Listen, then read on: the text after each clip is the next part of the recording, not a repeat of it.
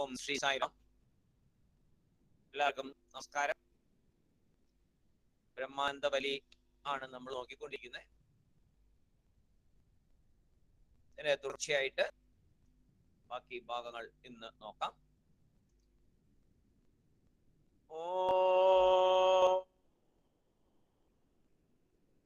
സഹനാവവതു സഹനൗ ഭുനക്തു സഹ വീര്യം കരവാവഹൈ തേജസ്വിനാവധീതമസ്തു മാ വിദ്വിഷാവഹൈ. ഓം ശാന്തി ശാന്തി ശാന്തി. ബ്രഹ്മവിദാപ്നോതി പരം തദേഷാഭ്യുക്താ സത്യം ജ്ഞാനമനന്തം ബ്രഹ്മ യോ വേദ നിഹിതം ഗുഹായാം പരമേ വ്യോമൻ സോസ്നുതേ സർവാൻ കാമാൻ സഹ ബ്രഹ്മണാ വിപശ്ചിതേതി തസ്മാത് ത്വാ ഏതസ്മാദാത്മന ആകാശഃ സംഭൂതഃ ആകാശാദ് വായുഃ വായോരഗ്നിഃ അഗ്നേരാപഃ അദ്ഭ്യഃ പൃഥിവീ പൃഥുവ്യാ ഓഷധയഃ ഓഷധീഭ്യോന്നം അന്നാത് പുരുഷഃ സ വാ ഏഷ പുരുഷോന്നരസമയഃ തസ്യേദമേവ ശിരഃ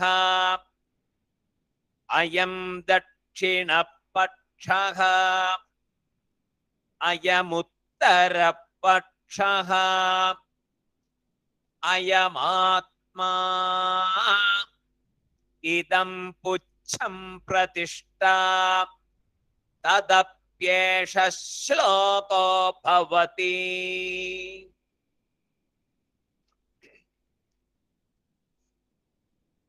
നമുക്ക് കഴിഞ്ഞ ദിവസം പറഞ്ഞു നിർത്തിയ അവിടുന്ന് ബാക്കിയുള്ള ഭാഗം നോക്കാം. സൃഷ്ടി പ്രവേശിക്കുമ്പോ നമ്മൾ ബ്രഹ്മത്തെ കാരണം എന്ന് മനസ്സിലാക്കി.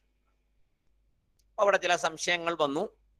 വിചാരം ചെയ്ത് നോക്കുമ്പോ ബ്രഹ്മത്തെ നിർവികാരം, അചലം, കൂടസ്ഥം എന്നെല്ലാമാണ് വിശേഷിപ്പിക്കാറ്. പക്ഷേ സൃഷ്ടി എന്ന് പറഞ്ഞാൽ തന്നെ മാറ്റത്തിന് വിധേയമാണ്. ഒരു മാറ്റവുമില്ലാതെ ഒന്നും ഉണ്ടാക്കാൻ പറ്റില്ല. അപ്പോ എങ്ങനെയാണ് ഈ ബ്രഹ്മത്തെ കാരണമെന്ന് പറഞ്ഞാൽ ശരിയാവുക? ഒരറിവും മാറ്റമില്ലാതെ ഉണ്ടാകില്ല. അറിവുണ്ടാകുന്നത് വികാരം ഉണ്ടാകുന്ന വികാരത്തിൽ കൂടി അറിവുണ്ടാകുന്നത്. അറിവ് ഒരു വികാരമാണ്. അപ്പോ സൃഷ്ടി അങ്ങനെയാണ് ഉണ്ടാകുന്നത്. അപ്പൊ വികാരമില്ലെങ്കിൽ സൃഷ്ടി ഉണ്ടാകില്ല. അപ്പൊ ബ്രഹ്മത്തെ നിർവികാരം എന്ന് പറഞ്ഞിട്ട് അതേ ബ്രഹ്മത്തെ തന്നെ കാരണമെന്നും ഇവിടെ പറയുന്നു. ഇതെങ്ങനെ ശരിയാകും? അപ്പൊ അതിനൊരു ഉത്തരമുണ്ട്. ആ ഉത്തരം എന്ത് എന്ന് നോക്കി വെക്കാനാണ് പറഞ്ഞിരുന്നത്, ആലോചിച്ച് നോക്കാനാണ് പറഞ്ഞിരുന്നത്. അതിന്റെ ഉത്തരം മായ എന്നുള്ളതാണ്.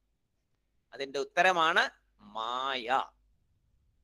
ആ ഒരു തത്വം, മായ എന്നൊരു തത്വം ഉണ്ടല്ലോ, ആ തത്വമാണ് അതിന്റെ ഉത്തരം. ബ്രഹ്മം നിർവികാരമായി തന്നെയാ ഇരിക്കുന്നത്. ഒരു കുഴപ്പമില്ല ബ്രഹ്മത്തിന്. ബ്രഹ്മം നിർവികാരമായി തന്നെ ഇരിക്കുന്നു. ഈ ലോകത്തിന് കാരണമായി ഇരിക്കുന്നു. എങ്ങനെ? സ്വയം മാറാതെ ഈ ലോകത്തിന് കാരണമായി ഇരിക്കുന്നു. അതെങ്ങനെ നടക്കും? നടക്കാത്തതിനെ നടത്തുന്നതാണ് മായ. നടക്കാത്തതിനെ നടത്തുന്നത്, നടത്തി കാണിക്കുന്നു. നടക്കാത്തതിനെ നടത്തി കാണിക്കുന്നു, അതിന്റെ പേരാണ് മായ. അതിന് ലോജിക്കലായിട്ട് ഒരു എക്സ്പ്ലനേഷനും ഇല്ല. വിത്ത് നോ ലോജിക്കൽ എക്സ്പ്ലനേഷൻസ് ആണ് മായ. എവിടെ ഇരിക്കുന്നു മായ എന്ന് പറയാനും പറ്റില്ല, എന്താണ് എന്നും പറയാൻ പറ്റില്ല, എവിടെ ഇരിക്കുന്നു എന്ന് പറയാൻ പറ്റില്ല. പക്ഷേ പഠിക്കുവാനുള്ള, നമുക്ക് ആത്മീയ കാര്യങ്ങൾ പഠിക്കാൻ, ആത്മതത്വം പഠിക്കാനായിട്ട് അതിനുള്ള സൗകര്യത്തിന് വേണ്ടി മായയെ ബ്രഹ്മത്തിലുള്ള ഒരു ശക്തി എന്ന് മാത്രം തൽക്കാലം മനസ്സിലാക്കാം. അങ്ങനെ ഇത് പഠിക്കാൻ പറ്റുള്ളൂ. അല്ലാതെ അതിനെ എക്സ്പ്ലെയിൻ ചെയ്ത് മനസ്സിലാക്കി പറ്റില്ല, നമ്മളെ കൊണ്ട് സാധിക്കില്ല. അതാണ് ബ്രഹ്മത്തിന്റെ വിശേഷവും. ആർക്കും അങ്ങനെ പറഞ്ഞു തരാൻ പറ്റുന്നതല്ല ബ്രഹ്മതത്വം. പിന്നെ നമ്മൾ കുറെ മഹർഷിമാരുടെ ദർശനങ്ങൾ കൊണ്ടും ശങ്കരാചാര്യസ്വാമികളുടെ അനുഗ്രഹം കൊണ്ടും അതിന്റെ ഇന്ന രീതിയിലൊക്കെ ആയിരിക്കും എന്ന് മാത്രമേ നമുക്ക് മനസ്സിലാക്കാൻ പറ്റുള്ളൂ. വേദവും ശാസ്ത്രങ്ങൾ പറഞ്ഞു തരുന്നു ഇതാണ് എന്ന്. പിന്നെ ആപ്തവാക്യം കൊണ്ടും മനസ്സിലാക്കുന്നു. ആ ബ്രഹ്മാനന്ദ ബോധി അനുഭവിച്ചവര് പറയുന്നു. നമുക്കത് മനസ്സിലാകുന്നത് ആ അനുഭവത്തിൽ എത്തുമ്പോഴേ മനസ്സിലാവുള്ളൂ. പക്ഷെ നമ്മൾ വേദത്തെയും ആപ്തവാക്യങ്ങളെയും എല്ലാം വിശ്വസിക്കുന്നത് കൊണ്ട് ആ ഒരു അവസ്ഥയിൽ എത്താൻ പറ്റും എന്ന് പൂർണ്ണമായി വിശ്വസിക്കുന്നു ഗുരുനാഥന്മാരുടെ അനുഗ്രഹത്താൽ. അപ്പോ അങ്ങനെ ഒരു ശക്തി, മായ എന്നൊരു ശക്തി, ഈ ശക്തിയെ ഉപയോഗിച്ച് ബ്രഹ്മം ഈ ലോകത്തിന് കാരണമായി ഇരിക്കുന്നു. സ്വയം മാറ്റത്തിന് വിധേയമാകാതെ ഈ സൃഷ്ടിയെല്ലാം നടത്തുന്നു. അത് മായ എന്ന ശക്തിയാണ് എന്ന് മനസ്സിലാക്കുക. മായ പോലും അധ്യാരോപം, നേരത്തെ പറഞ്ഞ അധ്യാരോപമാണെന്നാണ് ശങ്കരാചാര്യസ്വാമി പറയുന്നത്. പക്ഷെ അത് നമുക്ക് എത്ര പെട്ടെന്ന് മനസ്സിലാവില്ല. സ്റ്റെപ്പ് ബൈ സ്റ്റെപ്പ് ആയിട്ട് സൃഷ്ടിയെ കുറിച്ചൊക്കെ മനസ്സിലാക്കി വരുമ്പോ നമുക്കത് മനസ്സിലാവും. അപ്പോ ഇപ്പൊ നമ്മള് സൃഷ്ടിയിലെ അധ്യാരോപത്തെയാണ് നോക്കാൻ പോകുന്നത്. ഈ സൃഷ്ടി അധ്യാരോപം ചെയ്യുന്നതിന്, എന്തിനെ അധ്യാരോപം ചെയ്യുന്നതിന്? ബ്രഹ്മത്തെ നമുക്ക് മനസ്സിലാക്കി തരാനായിട്ട് നേരത്തെ പറഞ്ഞ കയറ് പാമ്പ് ഉദാഹരണമൊക്കെ ഓർമ്മയുണ്ടല്ലോ കഴിഞ്ഞ ക്ലാസ്സിലെ. അപ്പൊ അവിടെ ഈ പാമ്പ് പാമ്പല്ല എന്ന് പറഞ്ഞപ്പോൾ ഉള്ള ആ കയറിലേക്ക് പാമ്പിനെ ആരോപിക്കലാണ് അധ്യാരോപം എന്ന് പറഞ്ഞ അറിവുള്ള ആള് ചെയ്യുന്ന കാര്യം. അറിയാത്ത ആളല്ല, അറിയുള്ള ആള് ആ ഒരു വസ്തുവിൽ വേറൊരു വസ്തുവിനെ പറയുന്നത് അധ്യാരോപം. അപ്പൊ ഈ സൃഷ്ടി സത്യത്വത്തെ കാണിക്കുവാൻ പ്രയോജനപ്പെടുത്തും. ഈ സംഭവം, ഈ സൃഷ്ടിയെ കുറിച്ച് വർണ്ണിക്കുന്നത് എന്തിനാന്ന് വെച്ച് കഴിഞ്ഞാൽ നമ്മൾ സത്യം ജ്ഞാനമനന്തം ബ്രഹ്മത്തിലെ സത്യത്തെ കുറിച്ച് മനസ്സിലാക്കി തരുവാനായിട്ട് സൃഷ്ടി വളരെയധികം, ഈ സൃഷ്ടി പ്രക്രിയ നമ്മളെ പഠിപ്പിക്കുന്നത്, ഈ തൈത്തിരീയോപനിഷത്ത് പഠിപ്പിക്കുന്നത് അത് നമ്മളെ മനസ്സിലാക്കാൻ വേണ്ടിയിട്ടാണ്. സൃഷ്ടി ബ്രഹ്മത്തെ അനന്തം എന്ന് തെളിയിക്കുന്നതിന് സഹായിക്കും. അതും മനസ്സിലാവണല്ലോ. സത്യം ജ്ഞാനം അനന്തം എന്ന് പറഞ്ഞപ്പോ എല്ലാത്തിനെയും മനസ്സിലാക്കണ്ടേ. അതിന് ഈ സൃഷ്ടിതത്വം അനന്തത്തെ തെളിയിക്കുന്നതിനും നമ്മളെ സഹായിക്കും. അപ്പോ അധ്യാരോപത്തിന് വേണ്ട തത്വമായി ആ സൃഷ്ടി സഹായിക്കുന്നു. അനന്തം എന്ന തത്വത്തെ മനസ്സിലാക്കാൻ സഹായിക്കുന്നു. തത്വം എന്ന തത്വത്തെ മനസ്സിലാക്കാനും സഹായിക്കുന്നു. അപ്പോ എപ്പോഴാണോ ബ്രഹ്മം ജഗത്തിന് കാരണം എന്ന് പറയുന്നത്, അപ്പോഴെല്ലാം ബ്രഹ്മം മായയുമായി ബന്ധപ്പെട്ടാണ് പ്രവർത്തിക്കുന്നത് എന്ന് മനസ്സിലാക്കണം. അത് വളരെ പ്രത്യേകിച്ച് മനസ്സിലാക്കേണ്ട ഒരു കാര്യം. കാരണം ബ്രഹ്മം പ്ലസ് മായ ഈസ് ഈക്വൽ ടു ആണ് ഈശ്വരൻ. ബ്രഹ്മം പ്ലസ് മായ ഈസ് ഈക്വൽ ടു ആണ് ഈശ്വരൻ. ഇവിടെ ഈശ്വരൻ എന്നുള്ള വാക്കിന് ഇതാണ്. ഈശ്വരൻ എന്നാൽ ബ്രഹ്മം പ്ലസ് മായയാണ്. ശാസ്ത്രം ചില സ്ഥലങ്ങളില് ഈശ്വരൻ എന്ന് ബ്രഹ്മമെന്നും മാറി മാറി ഉപയോഗിക്കും പദങ്ങൾ. അത് ശാസ്ത്രത്തിൽ പല സ്ഥലത്തും പല രീതിയിൽ കാണും. അത് ആ സന്ദർഭത്തിനനുസരിച്ച് മനസ്സിലാക്കിക്കോണം. അതാണ് ശാസ്ത്രത്തിന്റെ ഒരു പ്രത്യേകത. ഇവിടെ ബ്രഹ്മം പ്ലസ് മായ ഈസ് ഈക്വൽ ടു ഈശ്വരൻ എന്നുള്ള രീതിയിലാണ്. കാരണം രണ്ട് തരം കാരണം ഉണ്ട്. ഉപാദാന കാരണം, നിമിത്ത കാരണം. രണ്ട് തരത്തില് കാരണങ്ങളുണ്ട്. ഉപാദാന കാരണം, നിമിത്ത കാരണം. അധ്യാരോപം ചെയ്യുന്നതിന് സൃഷ്ടിയെ സ്വീകരിക്കുമ്പോൾ ബ്രഹ്മത്തെ ഉപാദാന കാരണം എന്നാണ് അവിടെ പറയുക. ബ്രഹ്മത്തെ ആ സമയത്ത് ഉപാദാന കാരണം എന്നാണ് പറയുക. പിന്നീട് നിമിത്ത കാരണവും ബ്രഹ്മമാണ് എന്ന് പറയും. ഇപ്പോ ഉപാദാന കാരണമായിട്ടാണ് നമ്മൾ ഇവിടെ പറയാൻ പോകുന്നത്. കാരണകാര്യ വിചാരം ചെയ്ത് കാരണം സത്യം എന്ന് തെളിയിക്കലാണ് ഇവിടുത്തെ പരിപാടി. നിമിത്ത കാരണമായിട്ട് എടുക്കുമ്പോൾ ജ്ഞാനം ഉണ്ടാവും, അതാ സമയത്ത്. ഇപ്പോ അതല്ല നോക്കുന്നത്. നിമിത്ത കാരണമായിട്ട് എടുക്കുമ്പോൾ ജ്ഞാനം വരും, അന്നേരം നോക്കാം. ഇവിടെ ബ്രഹ്മത്തെ ഉപാദാന കാരണമായി എടുത്ത് വിചാരം ചെയ്യുന്നു. ഏതൊരു സൃഷ്ടിയും സൂക്ഷ്മത്തിൽ നിന്ന് സ്ഥൂലമായി വരുന്നു. വളരെയധികം ശ്രദ്ധിച്ച് മനസ്സിൽ ഉറപ്പിക്കേണ്ട ഒരു കാര്യമാണ്. സൂക്ഷ്മത്തിൽ നിന്നും സ്ഥൂലമായി വരുന്നു സൃഷ്ടി. സൃഷ്ടിക്കൊരു ക്രമമുണ്ട്. സൃഷ്ടിക്ക് ഒരു ക്രമം ഉണ്ട്.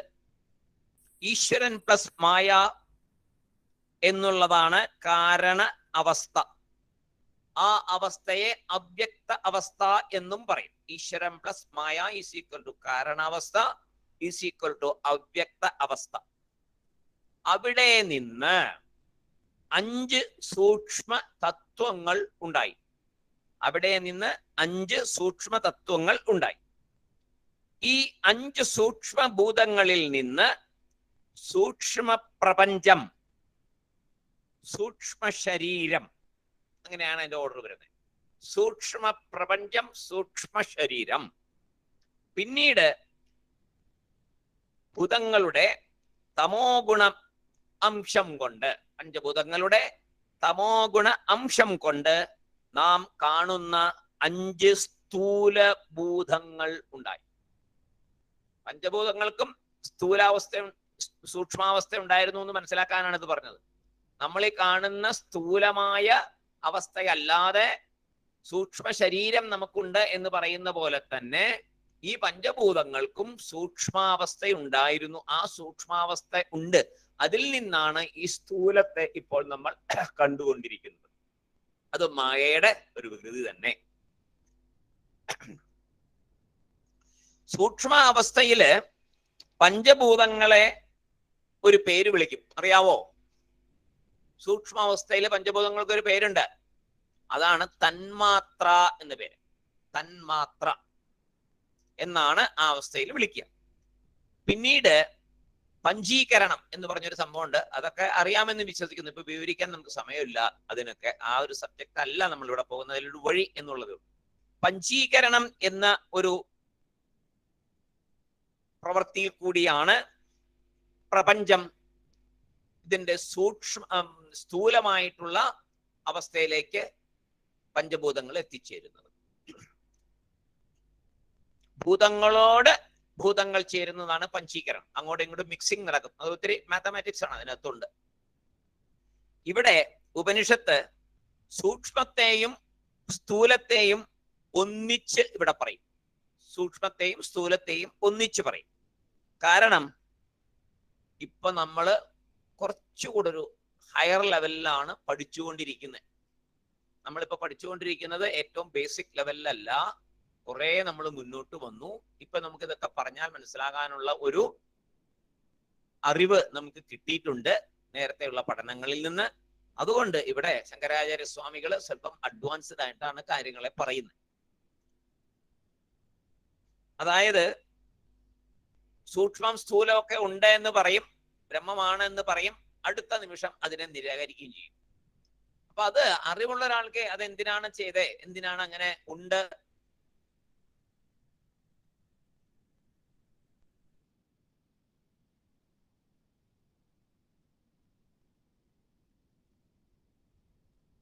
മധുസൂദനൻ നായർ അതൊന്ന് പ്രസന്റേഷൻ മാറ്റൂ.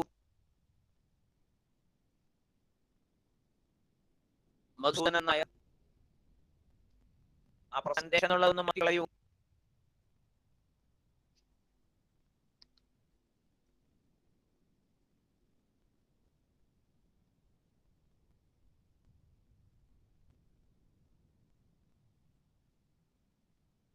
മധുസൂദനൻ നായർ ഓക്കെ, എന്തോ തെറ്റുപറ്റിയും തോന്നുന്നു അദ്ദേഹത്തിന്, സാറില്ല. ഓക്കെ, അപ്പോ കേൾക്കാലോ അല്ലേ? കേൾക്കാം. അപ്പോ ഇതിനെ ബ്രഹ്മത്തെ ഇവിടെ അധ്യാരോപം ചെയ്യും, അത് കഴിഞ്ഞ് ഉടനെ തന്നെ നീക്കിക്കളയും ചെയ്യും. അത് അടുത്ത സ്റ്റെപ്പിലേക്ക് കയറുന്നതിന് മുന്നായിട്ട്. അപ്പൊ അതൊക്കെ മനസ്സിലാക്കാനുള്ള ഒരു സ്റ്റേജ് ആയിന്ന് പറഞ്ഞിട്ടാണ് ശങ്കരാചാര്യ സ്വാമികളും തൈത്തിരീയോപനിഷത്തിൽ കൂട്ടത്തിലാണ് പറഞ്ഞു തരുന്നത്.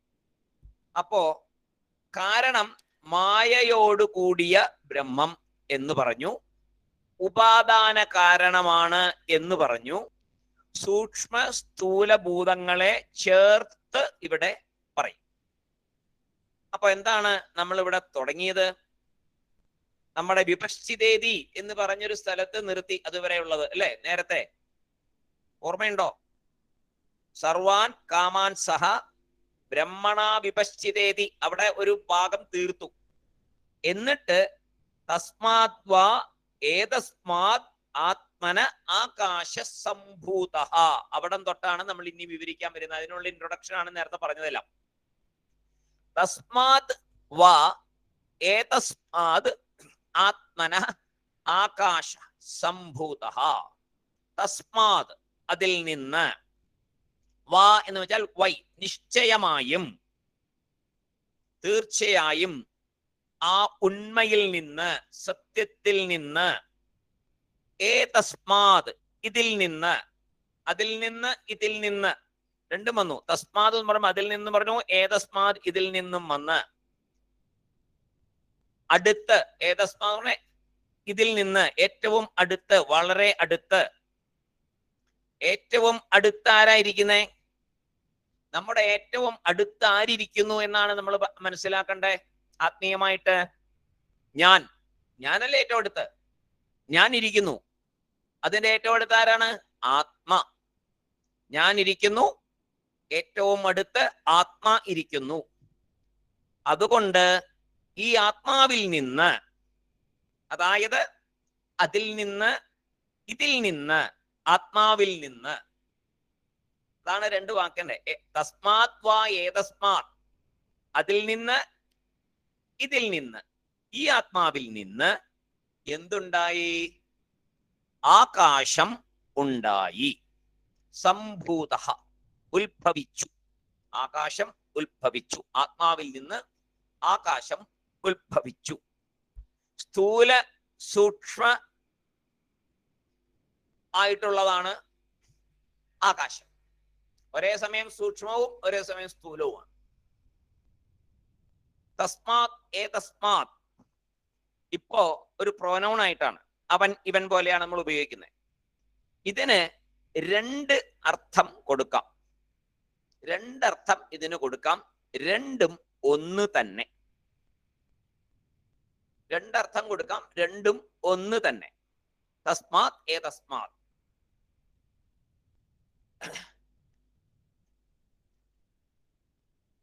ഇതിന് വ്യാഖ്യാനത്തിന് മുമ്പ് രണ്ട് വാക്യം ഉണ്ടായിരുന്നു. എന്തൊക്കെയാണ് രണ്ട് വാക്യങ്ങൾ ഉണ്ടായിരുന്നേ? സൂത്രവാക്യവും വൃത്തിവാക്യവും. നേരത്തെ എക്സ്പ്ലെയിൻ ചെയ്തതാണത്. ഈ രണ്ട് വാക്യങ്ങളും കഴിഞ്ഞു. സൂത്രവാക്യം നമ്മൾ എക്സ്പ്ലെയിൻ ചെയ്തു, കുറച്ചുകൂടെ അത് വൃത്തിവാക്യമായിട്ട് നമ്മൾ പറഞ്ഞു മനസ്സിലാക്കി. ഇവിടെ ആരാണ് അടുത്ത്? സൂത്രവാക്യം സ്വല്പം ദൂരെയും വൃത്തിവാക്യം അതിനെക്കാട്ടിലും അടുത്തുമാണ്. അതിനാൽ തസ്മാത് എന്ന് പറയുമ്പോൾ നമുക്ക് സൂത്രവാക്യത്തിൽ നിന്ന് എന്നെടുക്കണം. തസ്മാത് സൂത്രവാക്യത്തിൽ നിന്ന് എന്നെടുക്കണം. ഏതസ്മാത് എന്ന് പറയുമ്പോ വൃത്തിവാക്യത്തിൽ നിന്ന് എന്നെടുക്കണം. തസ്മാത് എന്ന് പറയുമ്പോ ആദ്യം പറഞ്ഞ സൂത്രവാക്യത്തിൽ നിന്ന് എന്നും, ഏതസ്മാത് എന്ന് പറയുമ്പോ അതിന്റെ ചെറിയ എക്സ്പ്ലനേഷനായ വൃത്തിവാക്യത്തിൽ നിന്നും എന്ന് എടുക്കണം. ആത്മനഃ, ആത്മതത്വം. ആ ആദ്യത്തെ സൂത്രവാക്യത്തിൽ പറഞ്ഞ ആത്മതത്വത്തിൽ നിന്ന്, അതുപോലെ തന്നെ വൃത്തിവാക്യത്തിൽ പറഞ്ഞ ആത്മതത്വത്തിൽ നിന്ന്, ആ ബ്രഹ്മത്തിൽ നിന്ന്, അതിൽ നിന്ന് ആകാശം ഉണ്ടായി.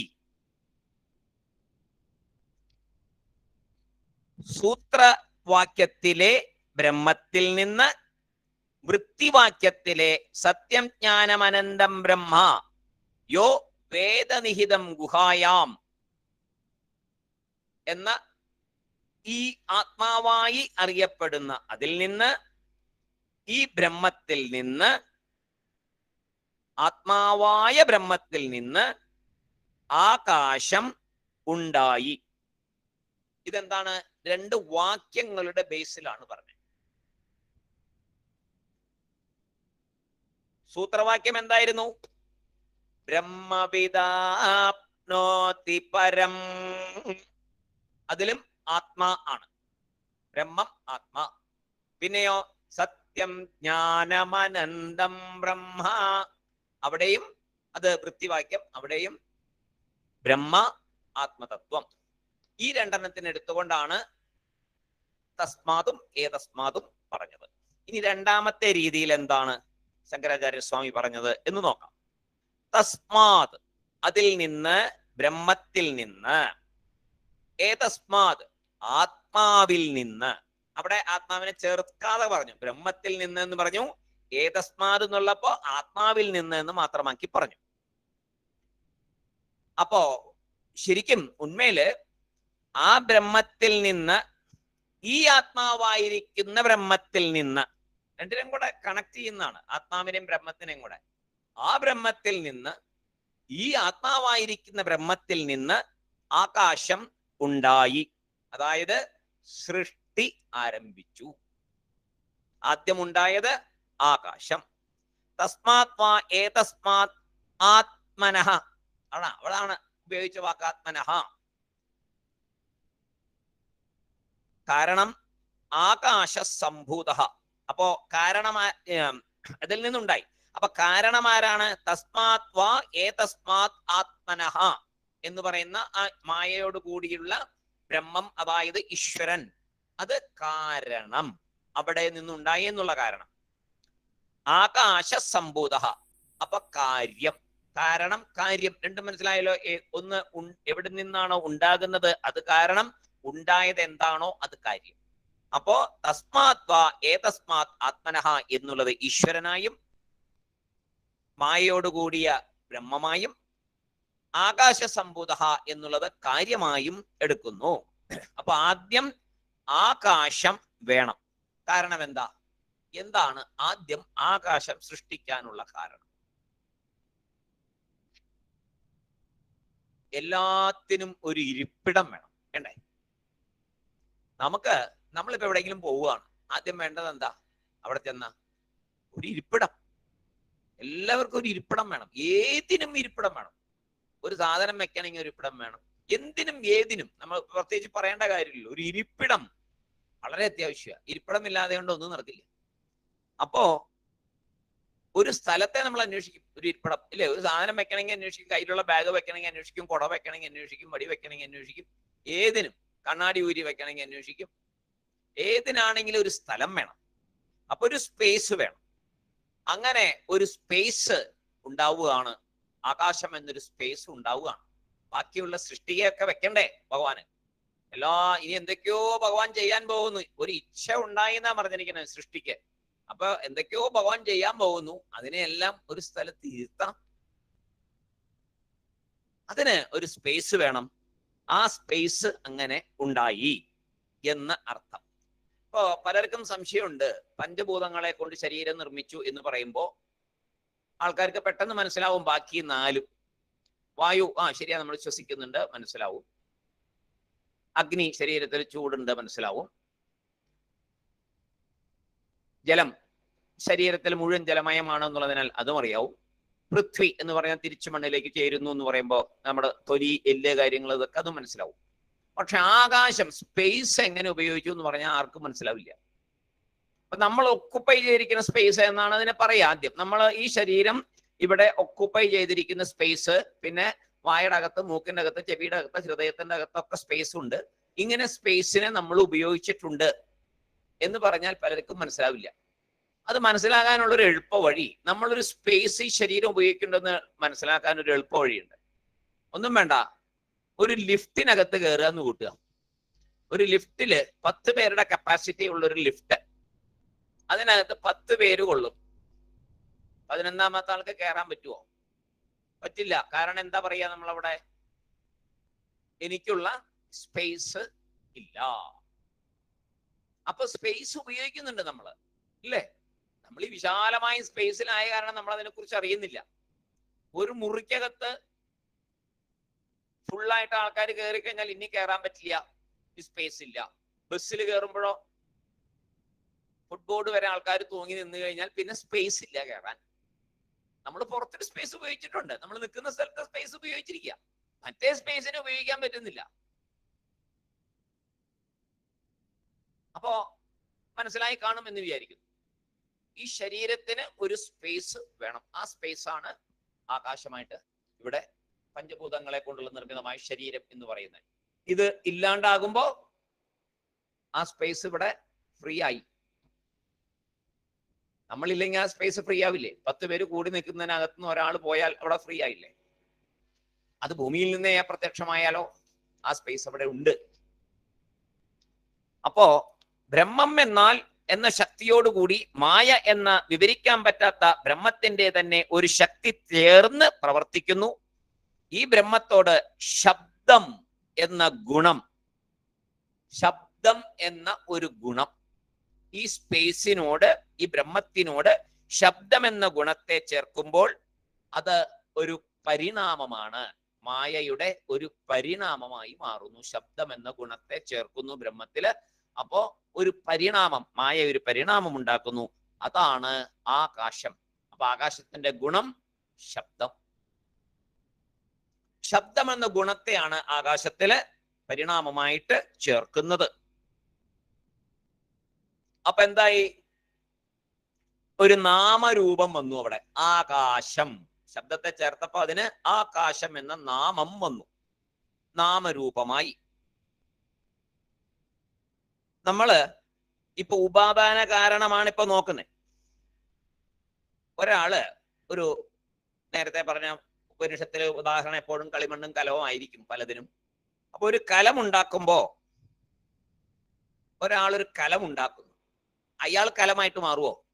ഈ ഉണ്ടാക്കുന്ന ആൾ ഇങ്ങോട്ട് കലമായി മാറുവോ? ഇല്ലല്ലോ. ഉണ്ടാക്കുന്ന ആളവിടെ ഉണ്ടാവും.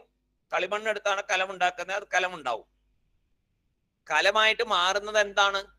ഉണ്ടാക്കുന്ന ആളല്ലല്ലോ, ആ ഉപയോഗിക്കുന്ന വസ്തു. അതായത് ഇവിടെ കളിമണ്ണെടുത്ത് കലമുണ്ടാക്കുമ്പോൾ കളിമണ്ണ് തന്നെയാണ് കലമായിട്ട് മാറുന്നത്. അതാണ് നിമിത്ത കാരണം എന്ന് പറയുന്നത്. ഉണ്ടാക്കുന്ന ആളാണ് നിമിത്ത കാരണം. അയാളാണ് ഉണ്ടാക്കുന്നത്, അയാൾ നിമിത്ത കാരണമാണ്. കളിമണ്ണ് ഉപാദാന കാരണമാണ്.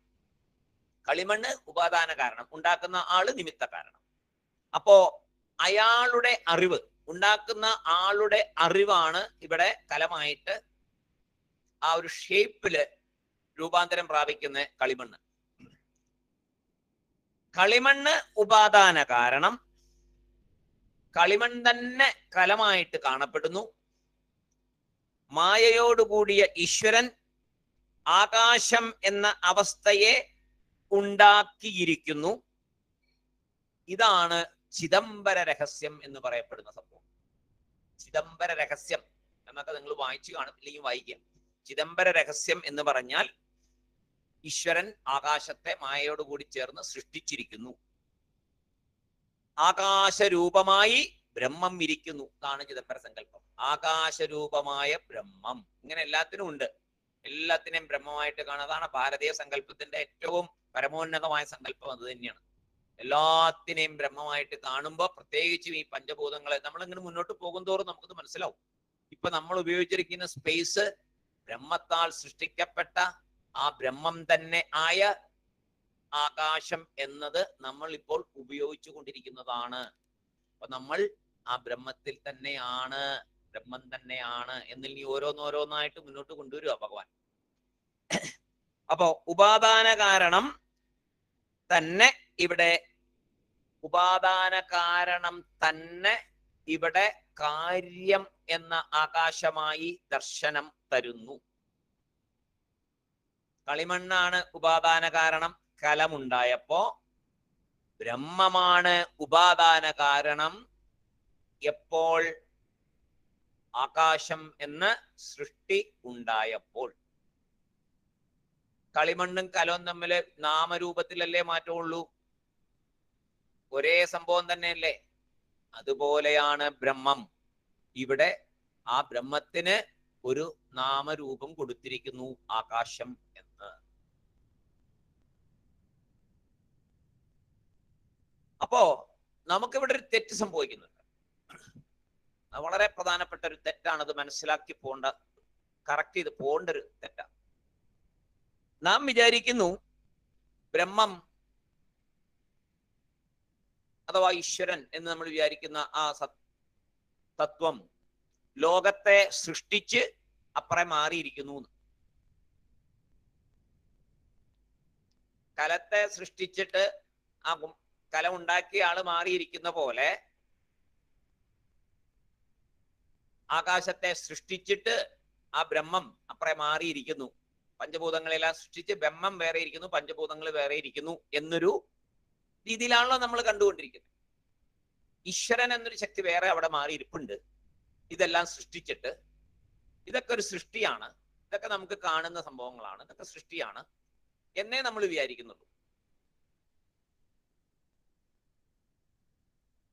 മായയോട് ചേർന്ന് ആ ആകാശ രൂപത്തെ ബ്രഹ്മം സ്വീകരിച്ചിരിക്കുന്നു എന്ന് നമ്മൾ മനസ്സിലാക്കുന്നില്ല.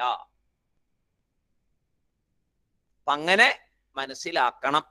ആകാശരൂപത്തെ മായയോട് ചേർന്ന് ബ്രഹ്മം സ്വീകരിച്ചിരിക്കുന്നു. ബ്രഹ്മം തന്നെയാണ് ആകാശം എന്ന പേരില് നമ്മൾ കാണുന്നത്. അടുത്തതായിട്ട് പറയുന്നു ആകാശാത് വായുഹു. അടുത്തത് ആകാശാത് വായുഹു. അപ്പൊ ആകാശം എങ്ങനെ വന്നെന്ന് മനസ്സിലായി. ഇനി ആകാശാത് വായുഹു. നമുക്ക് ബ്രഹ്മം ആകാശമായി. ശരിക്കും ബ്രഹ്മം ബ്രഹ്മമായി തന്നെ ഇരിക്കുന്നു. പക്ഷെ നമുക്ക് മായ കൊണ്ട് ഒരു രൂപം വന്നിരിക്കുന്നു, ആകാശം എന്നൊരു രൂപം, ഗുണം എന്ന ശബ്ദം എന്ന ഗുണവും. അപ്പോൾ അങ്ങനെ ഇരിക്കുന്ന ആ അവസ്ഥയില് ഈ ബ്രഹ്മത്തിൽ നിന്ന് വായു എന്ന് പറയണ്ടേ? ബ്രഹ്മത്തിൽ നിന്ന് വായു എന്ന് പറയണം, വേണ്ടേ? അടുത്തത് വരുമ്പോ. പക്ഷേ അങ്ങനെയല്ല. ഇവിടെ പറഞ്ഞിരിക്കുന്നത് അങ്ങനെയാണോ? ഇവിടെ എന്താ വാക്യം? ബ്രഹ്മാത് വായുഹു എന്നാണോ? ആത്മന ആകാശ സംഭൂത എന്ന് പറഞ്ഞു. ഇവിടെ ആത്മനഃ വായു സംഭൂത എന്ന് പറഞ്ഞില്ലല്ലോ. ഇവിടെ എന്താ പറഞ്ഞേ? ആകാശാത്ത് വായുഹു എന്നാണ് പറഞ്ഞത്. ആകാശത്തിൽ നിന്ന് വായു ഉണ്ടായി എന്ന് പറഞ്ഞു. ആകാശത്തോടു കൂടി സ്പർശം എന്ന ഗുണത്തെ ചേർത്ത് വായു ഉണ്ടായി. ആകാശത്തോടു കൂടി അവിടെ ഒരു ഗുണമുണ്ട്, വേറൊരു ഗുണം സ്പർശം എന്ന ഗുണത്തെ ചേർത്തപ്പോ വായു ഉണ്ടായി. ആകാശമായിരിക്കുന്ന ബ്രഹ്മത്തിൽ നിന്ന് വായു. വേറൊരു ബ്രഹ്മം അവിടെ ഇരിക്കുന്നത് അപ്പുറത്തെ വേറെ എന്ന് വിചാരിക്കരുതെന്ന് പറയാനാണ് പ്രത്യേകിച്ച് പറയുന്നത്. ആകാശമായിരിക്കുന്ന ബ്രഹ്മത്തിൽ നിന്ന് വായു. ഇപ്പോൾ എന്തായി? ബ്രഹ്മം മായയോടുകൂടി ആകാശരൂപമായി ഇരിക്കുന്നു. ആ ആകാശരൂപമായ ബ്രഹ്മത്തിൽ നിന്ന് വായു. ഇത്രയും ക്ലിയർ ആയി എന്ന് വിചാരിക്കുന്നു. എല്ലാം ബ്രഹ്മത്തിൽ നിന്ന് ആ സ്റ്റെപ്പ് ബൈ സ്റ്റെപ്പ് തന്നെ ഓർമ്മ വരണേ. ഇതൊക്കെ നിരാകരിക്കാനുള്ളതാ. അതുകൊണ്ട് അത് നന്നായിട്ട് ഉസ്സലായിട്ട് ഉള്ളിൽ പതിഞ്ഞു പോണം. ആത്മന ആകാശ സംഭൂത ആകാശാത് വായുഹു. ഇനി എന്തായിരിക്കും? അടുത്ത് വായു എന്ന് ഉണ്ടാവണം. വായു ആപന്നം ബ്രഹ്മ. ആപന്നം എന്ന് പറഞ്ഞാൽ രൂപം മാറിയിരിക്കുന്നു എന്ന അർത്ഥം. ആപന്നം എന്ന് പറഞ്ഞാൽ രൂപം മാറിയിരിക്കുന്നു. വായു ആപന്നം ബ്രഹ്മ, അതായത് വായുരൂപം സ്വീകരിച്ചിരിക്കുന്ന ബ്രഹ്മം, ആകാശരൂപം സ്വീകരിച്ചിരിക്കുന്ന ബ്രഹ്മം, അത് കഴിഞ്ഞു വായുരൂപം സ്വീകരിച്ചിരിക്കുന്ന ബ്രഹ്മം. ആകാശം ഈശ്വരൻ, ബ്രഹ്മത്തെ ബ്രഹ്മം പ്ലസ് മായ ഈശ്വരൻ. അപ്പോ ആകാശം ഈശ്വരൻ. പിന്നെന്താണ്? വായു ഈശ്വരൻ. ആ ഭാരതീയ സങ്കല്പം വെറുതെ ഒന്നുമല്ല, അങ്ങനെയാ അതിനെ കണക്ട് ചെയ്ത് കൊണ്ടുവരുന്നത്. വായു ഈശ്വരൻ, രൂപം മാറിയിരിക്കുന്നു. ബ്രഹ്മം രൂപം മാറി ഈ രൂപമൊക്കെ എടുത്തിരിക്കുന്നു. ഇനി എന്തുണ്ടാവും? വായോരഗ്നിഹി. വായോരഗ്നിഹി, വായോഹോ അഗ്നി. വായുരൂപമായി ഇരുന്ന് ദർശനം തരുന്ന ആ ബ്രഹ്മത്തിൽ നിന്ന് അഗ്നി ഉണ്ടായി. എല്ലാത്തിലും ആ ബ്രഹ്മം ചേർക്കണം. വായുരൂപമായിരിക്കുന്ന നമുക്ക് ദർശനം തരുന്ന ബ്രഹ്മത്തിൽ നിന്ന്. ഇങ്ങനെ ഈ ബ്രഹ്മതത്വം എല്ലാത്തിലും കണ്ടാൽ നമ്മുടെ ഉള്ളിലുള്ള ആരാധനാ മനോഭാവം എങ്ങനെയാവും? എത്ര പവിത്രമായിട്ട് നമ്മൾ ഇതിനെ കാണും. അപ്പോൾ ഈ വേദവാക്യങ്ങളെ വേണ്ട രീതിയിൽ എല്ലാവർക്കും പറഞ്ഞു കൊടുക്കാത്തത് കൊണ്ടല്ലേ വായുവിനെ മലിനമാക്കാനും ആകാശത്തെ മലിനമാക്കാനും ഒക്കെ എല്ലാവർക്കും തോന്നിയതും നശിപ്പിച്ചു കൊണ്ടിരിക്കുന്നതും അതിന്റെ നാശത്തിന്റെ പരിണതഫലം നമ്മൾ അനുഭവിച്ചു കൊണ്ടിരിക്കുന്നു. ഉറപ്പാണല്ലോ. ആ പഞ്ചഭൂതങ്ങളെ കൊണ്ട് ഉണ്ടാക്കപ്പെട്ട ഈ ശരീരം, അവിടെ എന്തെങ്കിലും തകരാറ് സംഭവിച്ചാൽ ഇവിടെ തകരാറ് സംഭവിക്കുന്നുള്ളത് സംശയമില്ലാത്ത കാര്യമാണ്. അത് തന്നെയാണ് ഇപ്പൊ സംഭവിച്ചുകൊണ്ടിരിക്കുന്നത്. അതിന്റെയൊക്കെ വിപത്ത് ഇങ്ങോട്ട് തന്നെ വരും. നമ്മൾ അതിന്റെ സൂക്ഷ്മമാണ് ഈ ശരീരം. സൂക്ഷ്മം എന്ന് പറഞ്ഞാൽ കാണുമ്പോൾ ചെറുതായിട്ടുള്ള രീതിയിൽ, മറ്റേ സൂക്ഷ്മമല്ല. എന്തായാലും അവിടെ നിന്ന് സൃഷ്ടിക്കപ്പെട്ടതാണ് ഇത്, അതുകൊണ്ട് ഉണ്ടാക്കപ്പെട്ടതാണിത്. അപ്പൊ അവിടെ പറ്റുന്ന പ്രശ്നങ്ങളെല്ലാം നമ്മളിലും ഉണ്ടാവും. ഇപ്പോ മോശമായ ഒരു സാധനം കൊണ്ട് ഇപ്പൊ ഭക്ഷണം ഉണ്ടാക്കുമ്പോൾ മോശമായ ഇൻഗ്രീഡിയൻസ് എടുത്ത് ഭക്ഷണം ഉണ്ടാക്കിയാൽ ഭക്ഷണം മോശമായിരിക്കുമല്ലോ, സംശയമില്ലല്ലോ. അതുപോലെ തന്നെ മലിനപ്പെട്ട ഈ പഞ്ചഭൂതങ്ങളെ നമ്മൾ മലിനപ്പെടുത്തി, ആ മലിനപ്പെട്ട പഞ്ചഭൂതങ്ങളിൽ നിന്ന് നമ്മുടെ ശരീരം ഉണ്ടായാൽ ഉണ്ടാവുന്ന കുഞ്ഞുങ്ങളൊക്കെ എങ്ങനെ ഇരിക്കും? ഇന്ന് നമ്മൾ കാണുന്ന ഈ പ്രശ്നങ്ങളൊക്കെ, എന്തുമാത്രം അസുഖമുള്ള കുഞ്ഞുങ്ങൾ ജനിക്കുന്നു. പേപ്പറും ഒക്കെ വായിച്ചു കഴിഞ്ഞാൽ നമുക്ക് കഷ്ടം തോന്നും. ആരാണ് ഉത്തരവാദി? ഈ പഞ്ചഭൂതങ്ങളെ നശിപ്പിക്കുന്ന ഓരോരുത്തരും അതിന് ഉത്തരവാദികളാണ്. അപ്പോ വായോരഗ്നി, വായുരൂപമായി നമുക്ക് ദർശനം തരുന്ന ബ്രഹ്മത്തിൽ നിന്ന് അഗ്നി ഉണ്ടായി. എന്താണ് അവിടെ ഗുണം കൊടുത്തേ? രൂപം എന്ന നാമം ചേർത്ത് അഗ്നി. രൂപം, അഗ്നിയുടെ ഗുണമാണ് രൂപം. പിന്നെയോ ഇതൊക്കെ എല്ലാവർക്കും അറിയാവുന്ന കാരണം കൂടുതൽ എക്സ്പ്ലെയിൻ ചെയ്യേണ്ട കാര്യമില്ല. അതുകൊണ്ട് സ്വല്പം അങ്ങോട്ട് കടന്നു പോകാം നമുക്ക്. അഗ്നേരാപഹ, അടുത്തത് അഗ്നിയിൽ നിന്ന് രസം എന്ന അഗ്നിയോടുകൂടി, അതായത് ബ്രഹ്മം അഗ്നി രൂപേണ ഇരിക്കുമ്പോ അതിൽ രസം എന്ന ഗുണത്തെ ചേർത്ത് ആപഹ, ജലം ഉണ്ടായി. അതും ഈശ്വരൻ തന്നെ, അതും ബ്രഹ്മം പ്ലസ് മായ തന്നെ. അങ്ങനെ അടുത്തത് അദ്ഭ്യപൃഥിവീ. അദ്ഭ്യഹ, വെള്ളത്തിൽ നിന്ന്. അദ്ഭ്യഹ പൃഥിവി, വെള്ളരൂപമായ ബ്രഹ്മത്തിന്,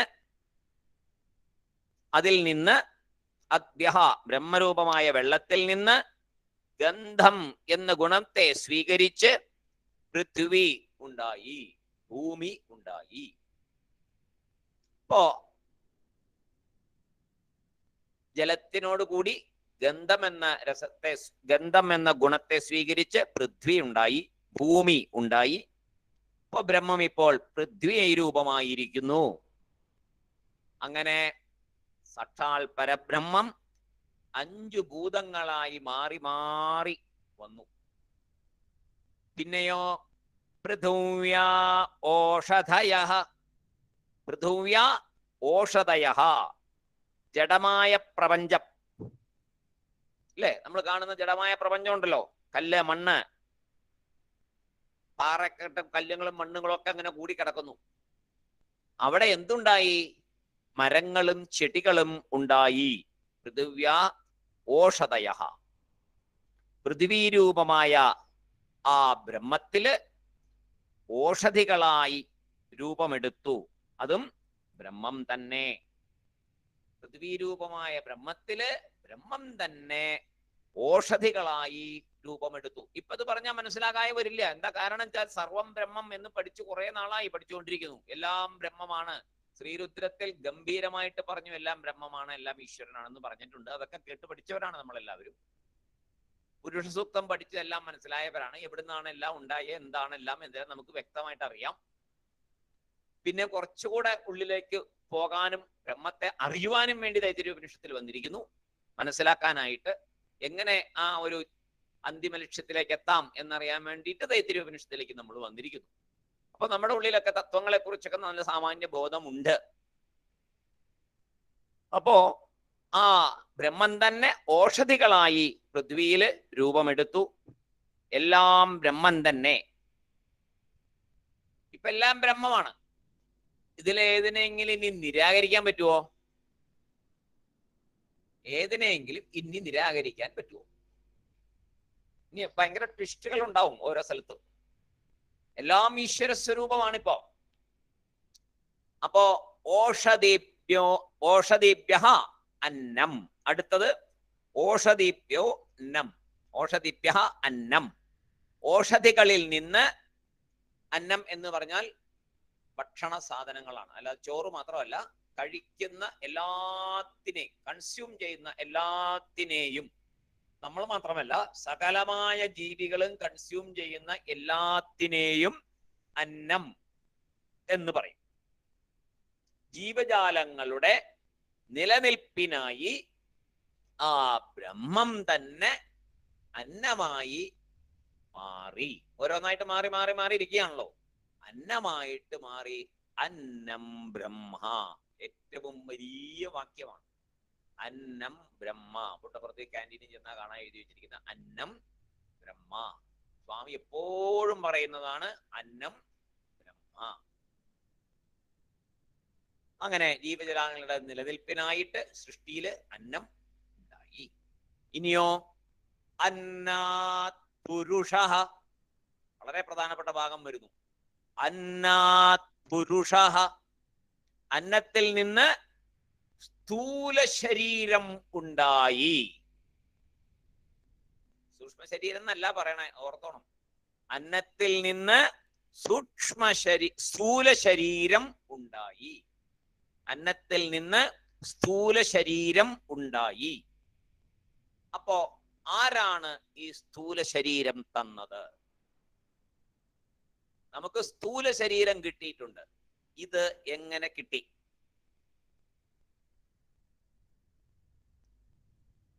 ഭക്ഷണത്തിൽ കൂടെയല്ലേ സ്ഥൂല ശരീരം കിട്ടിയേ? അമ്മയുടെ ഗർഭപാത്രത്തില് സൂക്ഷ്മമായിരുന്ന അവിടെ നിന്ന് സ്ഥൂല ശരീരം കിട്ടിയത് അന്നു മുതലേ ഭക്ഷണം കഴിക്കുന്നുണ്ട്. എപ്പോഴൊരിക്കൽ ഗർഭത്തിൽ പ്രവേശിച്ചോ അപ്പ മുതൽ ഭക്ഷണം കഴിക്കുന്നുണ്ട്. അന്ന് അമ്മ കഴിച്ചിട്ട് അങ്ങനെ വന്നു, പൊക്കിൾക്കുടിയിൽ കൂടി പുറത്തേക്ക് വന്നപ്പോ തന്നെത്താൻ കഴിച്ചു തുടങ്ങി. അപ്പൊ ഭക്ഷണമാണ്, അന്നമാണ് ഈ സ്ഥൂല ശരീരം ഉണ്ടാക്കി തന്നത്. അന്നാത് പുരുഷ. ഇവിടെ പുരുഷൻ എന്ന് പറയുന്നത് സ്ഥൂല ശരീരത്തെയാണ്. ഇവിടെ പുരുഷൻ. പുരുഷൻ ഓരോ വാക്കിനും ഓരോ സ്ഥലത്തെ അർത്ഥത്തെ അതാത് രീതിയിൽ മനസ്സിലാക്കണം.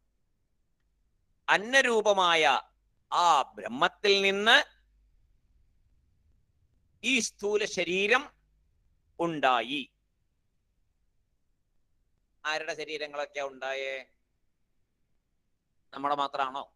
ഞാൻ മാത്രമാണോ? അല്ലെങ്കിൽ നിങ്ങൾ മാത്രമാണോ? അല്ലല്ലോ. ഈ പ്രപഞ്ചത്തിലുള്ള സകല ശരീരങ്ങളും ഉണ്ടായി.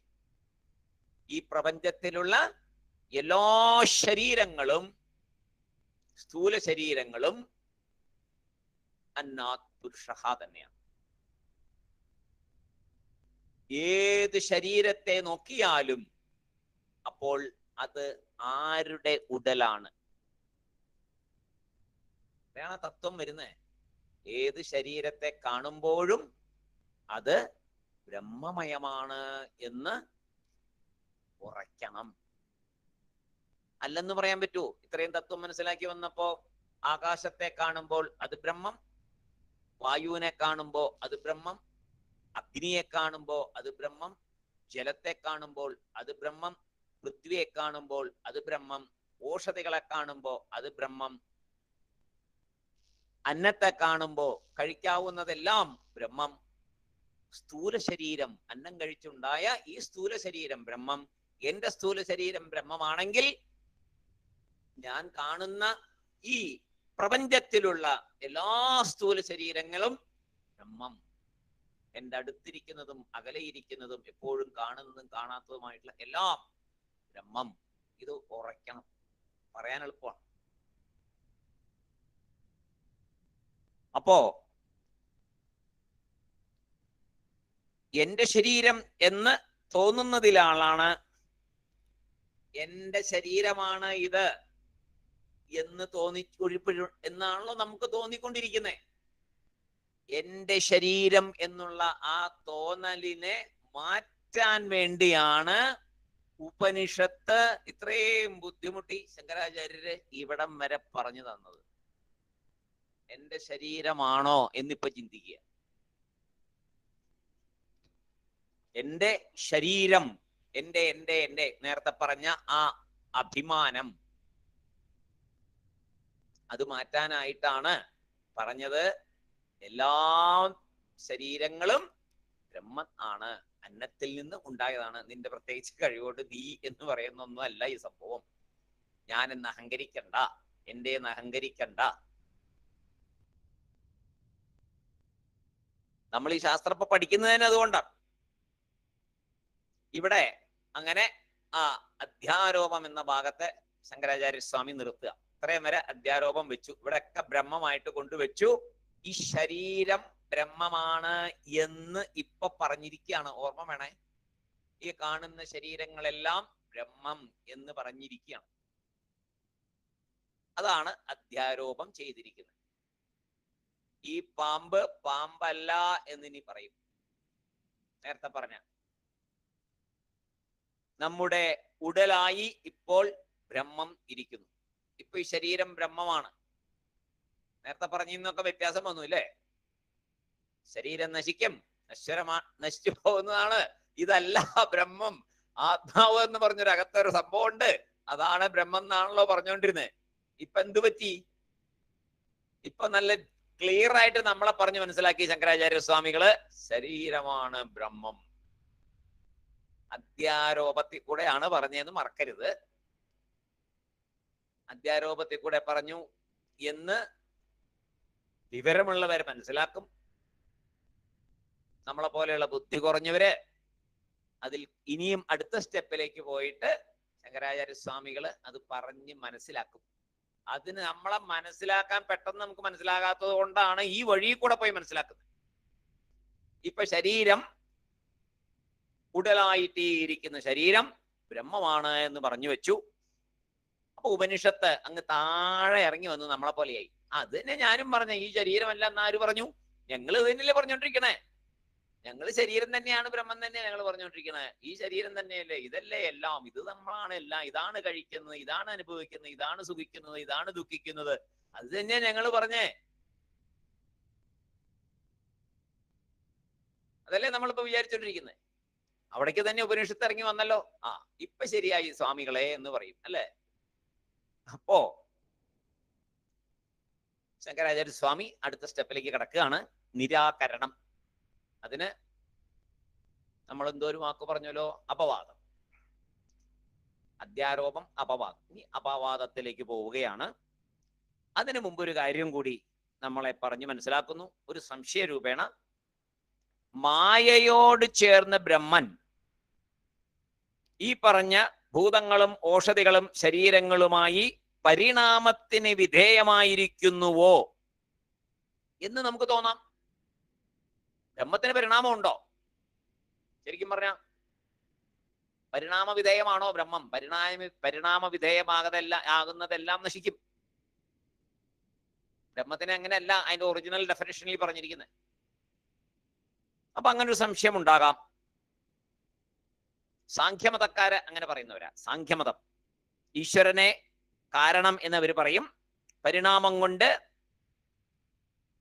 പാൽ തൈരായിട്ട് മാറുന്ന പോലെ പരിണാമം കൊണ്ട് പ്രപഞ്ചമുണ്ടായി, അപ്പൊ അതങ്ങനെ തന്നെ നിലനിൽക്കുന്നു എന്നുള്ളതാണ് അവരുടെ സാഖ്യമതക്കാരുടെ പക്ഷം. പക്ഷേ വേദാന്തത്തില് അങ്ങനെ അല്ല. വേദാന്തത്തില് പരിണാമം ഉണ്ടായിട്ടില്ല. ഇപ്പൊ പറഞ്ഞു പരിണാമം എന്ന് പറഞ്ഞ അപ്പൊ വന്നിരിക്കുന്നേ നോക്കാം അതെങ്ങനെയാണ് അതിനെ നിരാകരിച്ച് നമ്മളെ മനസ്സിലാക്കുന്നതെന്ന് നമുക്ക് നോക്കാം. വിവർത്ത ഉപാദാന കാരണം. വിവർത്ത ഉപാദാന കാരണം എന്താണ്? വിവർത്ത ഉപാദാന കാരണം നമ്മുടെ പഴയ പാമ്പും കയറെന്നുള്ള എക്സാമ്പിൾ തന്നെ എടുക്കാം. എന്താണ് അതിൽ പറയുന്നത്? കയറിൽ നിന്ന് പാമ്പ്. പാമ്പുണ്ടോ? ശരിക്കും പാമ്പുണ്ടോ? ഇല്ല. തന്റെ സ്വരൂപത്തെ മാറ്റാതെ തന്നെ, കയറ് സ്വരൂപം മാറ്റിയിട്ടില്ല, കയറായിട്ട് തന്നെയാണ് അവിടെ ഇരിക്കുന്നത്. അതിനൊരു സ്വരൂപമാറ്റമൊന്നും വന്നിട്ടില്ല. പിന്നെ എങ്ങനെയാ? കാണുന്ന ആൾക്കാണ് പറ്റിയത് അബദ്ധം. കാണുന്ന ആൾക്കല്ലേ തെറ്റ് പറ്റിയിരിക്കുന്നേ. കയറിനോല്ലേ തെറ്റ് പറ്റിയിട്ടുണ്ടോ? കയറ് മാറിയിട്ടുണ്ടോ? ഇല്ല, കയറായിട്ട് തന്നെയാ കിടക്കുന്നേ. കാണുന്ന ആളിലാണ് പ്രശ്നം. അതെപ്പോഴാ ഇനി മാറുക? പാമ്പല്ല എന്നുള്ളത് മനസ്സിലാവുക ജ്ഞാനം വരുമ്പോ, അറിവ് വരുമ്പോ അയാൾക്ക് മനസ്സിലാവും അത് പാമ്പല്ല, കയറാണെന്ന്. അപ്പൊ എന്താണ് ആ കയറിൽ കണ്ട പാമ്പിനെ നീക്കുന്നേ? എന്താണ് നീക്കുന്നത്? കയറിൽ കണ്ട പാമ്പിനെ നീക്കിക്കളയുന്ന സംഭവം എന്താണ്? ജ്ഞാനം, അറിവ്.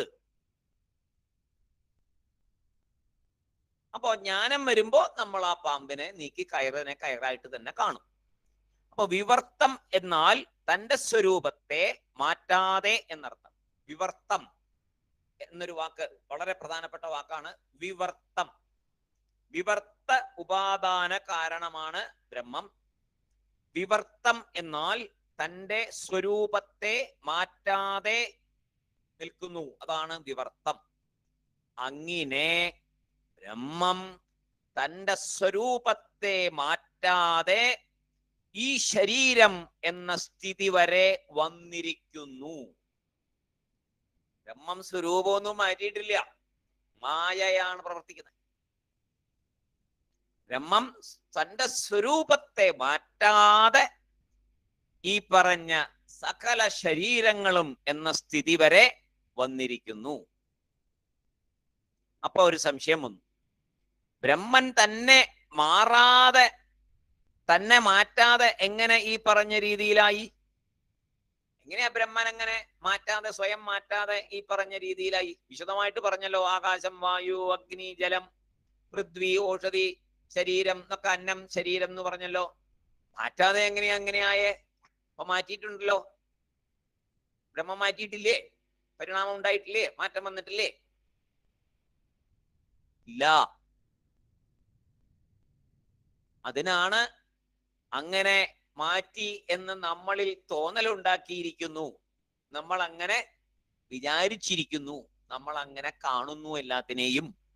അത് ആരുടെ ശക്തി കൊണ്ടാണ് അങ്ങനെ കാണപ്പെടുന്നത്? അതാണ് മായയുടെ ശക്തി. അതാണ് മായ. അതാണ് മായയുടെ ശക്തി. താൻ മാറാതെ മാറിയതുപോലെ ദർശനം തരുന്നു ആ മായാശക്തി ബ്രഹ്മത്തിന്റെ കൂട്ടത്തിൽ നിന്നുകൊണ്ട്. ആ ബ്രഹ്മം മാറാതെ ബ്രഹ്മത്തെ മാറി എന്ന് നമ്മളെ തോന്നിപ്പിക്കുന്നു മായാശക്തി. അതാണ് മായയുടെ ശക്തിയാൽ ബ്രഹ്മം വിവർത്ത ഉപാദാന കാരണം ആയി ഇരിക്കുന്നു. എഴുതിയെടുത്തോളുക. മായയുടെ ശക്തിയാൽ ബ്രഹ്മം വിവർത്ത ഉപാദാന കാരണം ആയി ഇരിക്കുന്നു. ഈ ബ്രഹ്മത്തിൽ ആരോപിച്ചതിനെ എല്ലാം ഇനി നിരാകരിക്കണം. നേതി നേതി എന്ന് പറഞ്ഞ് വേറെ ഉപനിഷത്ത് ഇത് പറയുന്നുണ്ട്. ഇതല്ല ഇതല്ല ഇതല്ല നേതി നേതി നേതി ന ഇതി എന്ന് പറയുന്നുണ്ട് വേറെ ഉപനിഷത്തില്. അതുപോലെ നമുക്കും ഈ കയറ്റിവെച്ച ഈ പഞ്ചഭൂതങ്ങളിലും അന്നത്തിലും ഒക്കെ കയറ്റിവെച്ച ശരീരങ്ങളിലും ഒക്കെ കയറ്റിവെച്ച ബ്രഹ്മത്തെ നിരാകരിച്ചു കൊണ്ടുവന്ന് യഥാർത്ഥ ബ്രഹ്മതത്വത്തെ മനസ്സിലാക്കേണ്ടതുണ്ട്. അതിലോട്ട് കൊണ്ടുപോവുകയാണ്. ഇങ്ങനെ പറഞ്ഞാലേ നമുക്ക് മനസ്സിലാവുള്ളൂ. ഇപ്പൊ കുറെ കൂടെ വ്യത്യാസമായില്ലേ? നേരത്തെ ഉണ്ടായിരുന്ന സങ്കല്പങ്ങളിൽ നിന്ന് കുറെ മാറ്റം വന്നില്ലേ? മായ എന്താണെന്ന് ഇപ്പൊ കുറെ മനസ്സിലാവുന്നില്ലേ?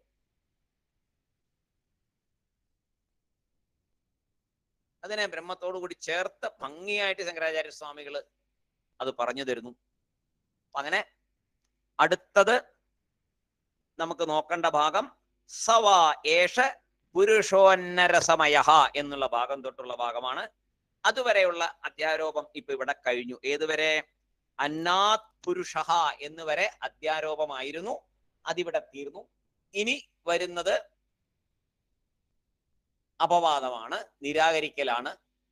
അതിനു മുമ്പ് ചില കാര്യങ്ങള് ശങ്കരാചാര്യസ്വാമി ഒന്നുകൂടെ വിശദമാക്കി തരും. അതിലേക്ക് പോകാനായിട്ട് ചില ചർച്ചകളൊക്കെ ഉണ്ടാവും. അത് നമുക്ക് അടുത്ത ദിവസം നോക്കാം. ഇപ്പോ അധ്യാരോപം നന്നായിട്ട് മനസ്സിലായി എന്ന് വിചാരിക്കുന്നു. ഇല്ലാത്ത ഒന്നിനെ അറിവുള്ള ഒരാള് ഒന്നിന്റെ മുകളിൽ കയറ്റി വെച്ച് കാര്യങ്ങളെ വിശദീകരിച്ചു തരുന്നു. ഇല്ല, കയറിന്റെ മുകളില് പാമ്പുണ്ട് എന്ന് വിചാരിച്ചിരിക്കുന്ന നമ്മളെ പോലെയുള്ള ഒരാളോട്, പാമ്പിനെ കാണുന്ന നമ്മളോട് പറയാണ്, ആ പാമ്പ് പാമ്പല്ല എന്നാണ് പറയുന്നത്. ആ കയറ് എന്നല്ല പറഞ്ഞ് ആ പാമ്പ് എന്നാണ് ഗുരുനാഥൻ പറഞ്ഞത്. കാരണം ഗുരുനാഥൻ നമ്മളുടെ ലെവലിലേക്ക് താഴ്ന്നു വന്ന് ആ പാമ്പ് എന്ന് പറഞ്ഞാലേ നമുക്ക് മനസ്സിലാവുള്ളൂ. അതുകൊണ്ടാണ് ഈ ശരീരങ്ങൾ ബ്രഹ്മം എന്ന് പറഞ്ഞ് ഇവിടെ വെച്ചിരിക്കുന്നത്. ഇനി അതിനെ പതുക്കെ പതുക്കെ മാറ്റി നമ്മളെ മനസ്സിലാക്കി തരും. അതിനെ മനസ്സിലാക്കാൻ നമുക്കൊരു ഭാഗ്യം കിട്ടട്ടെ, നമുക്കതിനുള്ള ആ ബുദ്ധിവൈഭവം ഉണ്ടാകട്ടെ എന്ന് സ്വാമിയോട് പ്രാർത്ഥിക്കുന്നു. ഭഗവാൻ സായിബാബ അതിനുള്ള അനുഗ്രഹം തരട്ടെ എന്ന് പ്രാർത്ഥിച്ചുകൊണ്ട് ഇന്നത്തെ നമുക്ക് ഇതിലൂടെ ഉപകരിക്കാം. ഹരിഹി ഓം തത്സത് ബ്രഹ്മാർപ്പണമസ്തു.